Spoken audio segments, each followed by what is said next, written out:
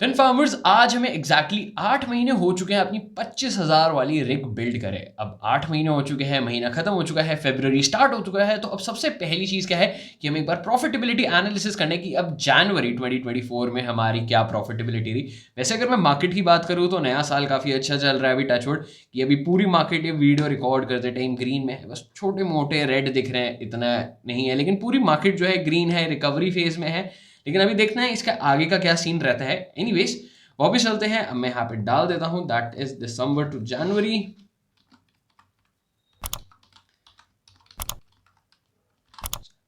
अब मैं आपको बता देता हूं मैंने इससे वापस से एक्सडैक और सफायर दोनों माइन करे थे। ठीक है, एक्सडैक मैंने बहुत ही कम टाइम के लिए माइन करा, तो मैंने 213 एक्सडैक माइन करे क्योंकि एक्सडैक की जो आपकी नेटवर्क डिफिकल्टी थी वो काफ़ी ज़्यादा इंक्रीज हो रही थी, लेकिन हालांकि उसका जो नेटवर्क हैश रेट था वो लगभग उतना ही था। तो मेरे लिए जो था एक्सडैक को माइन करना ज़्यादा प्रॉफिटेबल नहीं हो पा रहा था। कुछ कुछ दिनों पे इवन वो लॉस वाली सिचुएशन में भी जा रहा था, क्योंकि दिन के जहाँ पे ये CPU 40 50 60 एक्सडैक माइन करता था वो दिन के 10 से 12 एक्सडैक दे रहा था। तो इतना ज़्यादा डिफरेंस आ गया था, लाइक मोर देन 50% तक का। इसलिए मैंने उसको ज़फायर पे स्विच कर दिया कि ज़फायर उस टाइम पे ज़्यादा प्रॉफिटेबल चल रहा था, तो इसलिए मैंने ज़फायर पे उसको स्विच कर दिया। तो ज़फायर जो मैंने माइन करे हैं दैट इज़ अप्रॉक्सीमेटली 72 ज़फायर। ठीक है, अब अगर मैं कॉस्टिंग की बात करूँ तो इन दोनों को एक बार हमें ऐड करके देखना पड़ेगा। सबसे पहले ज़फायर का प्राइस देख लेते हैं। तो ज़फायर जो है अभी $11.94 पे जो आपका है ट्रेड हो रहा है। तो एक बार यहाँ पे कैलकुलेटर खोल देते हैं। ठीक है, तो 0.72 इंटू में $11.94, तो $8 इंटू में 86, अभी 86 के आसपास चल रहा है। तो 740 का रेवेन्यू जो है हमने जनरेट करा है सिर्फ और सिर्फ एक्सडैक से, सॉरी ज़फायर से, मैंने एक्सडैक बोल दिया। एंड अगर मैं बात कर रहा हूँ एक्सडैक की, एक्सडैक का मैं अभी आपको यहाँ पे नहीं दिखा सकता क्योंकि एक्सडैक के साथ मेन प्रॉब्लम इज वो अभी MEXC एक्सचेंज पे लिस्टेड है, और आपको पता होगा शायद MEXC एक्सचेंज जो है उसका URL ब्लॉक कर दिया गया है। तो ऐप पे वर्किंग फाइन कर रहा है, ऐप पे ऐसा नहीं है कि कुछ भी दिक्कत आ रही है, तो ऐप पे बिल्कुल परफेक्टली चल रहा है। बट अभी हम जो है कंप्यूटर पे हैं, तो यहाँ पर मैं आपको MEXC दिखा नहीं सकता, बट मैंने कॉइन गेको पे इसका प्राइस खोल रखा है।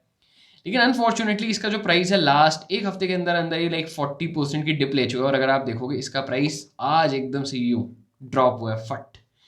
ये तो करीबन इसका 40% जो प्राइस है वो एक हफ्ते में ड्रॉप हो चुका है। वैसे मैं अभी एक्सटैग होल्ड ही कर रहा हूँ, मेरे का कोई अभी इरादा नहीं है उसे बेचने का।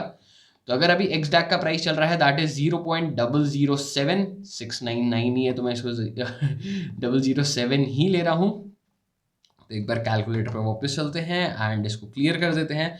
दैट इज 213 इंटू में 0.007 इंटू में 86, तो 128, एंड वहां से हमने करीबन 730 रुपीज और जनरेट करे थे प्लस 730, तो हमारा जो रेवेन्यू है दैट इज 858 का।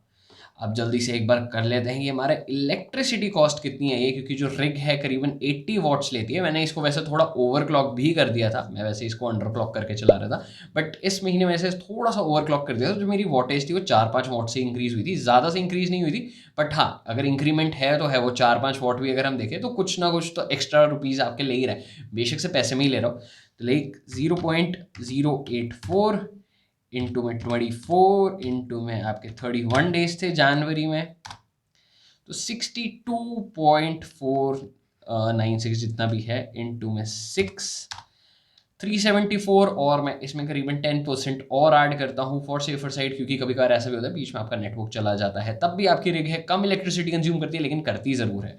तो उस हिसाब से हमने करीबन 410 रुपीज़ की इलेक्ट्रिसिटी कंज्यूम करी होगी।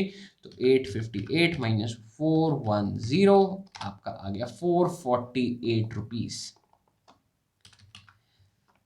ठीक है, अब आप देखोगे कि बीच में 2 महीने बहुत ज़्यादा प्रॉफिटेबल थे, एक ये भी प्रॉफिटेबल था, लेकिन लास्ट महीने के हिसाब से, मतलब लास्ट टू लास्ट महीने के हिसाब से देखूँ तो हमने जनवरी में जो है प्रॉफिटेबिलिटी इंक्रीज हुई है, क्योंकि आपकी जो था दिसंबर वाले फेज में मार्केट में नेटवर्क डिफिकल्टी बहुत ज़्यादा इंक्रीज हो रखी थी, प्लस एक सेलिंग प्रेशर भी था। बेशक से बिटकॉइन ऊपर जा रहा था लेकिन बाकी क्रिप्टोज उसके प्राइस को कैचअप नहीं कर पा रही थी, तो इसलिए बाकी क्रिप्टोज में सेलिंग प्रेशर ज़्यादा देखने को मिला, क्योंकि बाकी लोग क्या कर रहे थे, अपनी उन वाली वहाँ पे मतलब जो दूसरी क्रिप्टोज में उनकी पोजीशन थी वो एग्जिट करके बिटकॉइन में आ रहे थे। तो जब वो बिटकॉइन में आ रहे थे तो वहीं पर ही सबसे बड़ी गड़बड़ हुई कि जो बाकी के ऑल्ट कॉइन्स थे वो फॉल होना स्टार्ट हो गए, और इवन जो बढ़ भी रहे थे लाइक टॉप 50 टॉप 100 वाले आप देखोगे तो डेफिनेटली वो इंक्रीज कर रहे थे, लेकिन जो उनका परसेंटेज इंक्रीज था और जो बिटकॉइन का परसेंटेज इंक्रीज था, दोनों के में जमीन आसमान का फर्क था।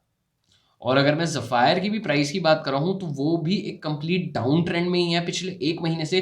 जैसे एक्सटैक का प्राइस पिछले 7 दिन से डाउन ट्रेंड पे और करीबन 40% फॉल कर चुका है, सेम गोज विद एक्सटैक। और एक्सटैक देखोगे आप $23 का है, अभी 11.85 चल रहा है, मतलब यहीं पे ही 50% का ड्रॉप हमें ज़फ़ायर में भी देखने को मिल रहा है। एंड अगर हम इसके चार्ट को और एक्सपैंड करें तो आप देखोगे कि इसका प्राइस और ज़्यादा था एंड ये कंप्लीट डाउनफॉल पे ही चलता जा रहा है। और मैंने ये लास्ट वीडियो में डिस्कस भी किया था कि जब तक मुझे एक्सडैक पे कोई बाइंग अपॉर्चुनिटी नहीं मिलती, मैं एक्सडैक पे कोई पोजीशन नहीं ले रहा हूँ, इसलिए मेरे पास जो भी एक्सडैक अभी माइन करते आ रहे हैं मैं सबको सेल आउट करूँ।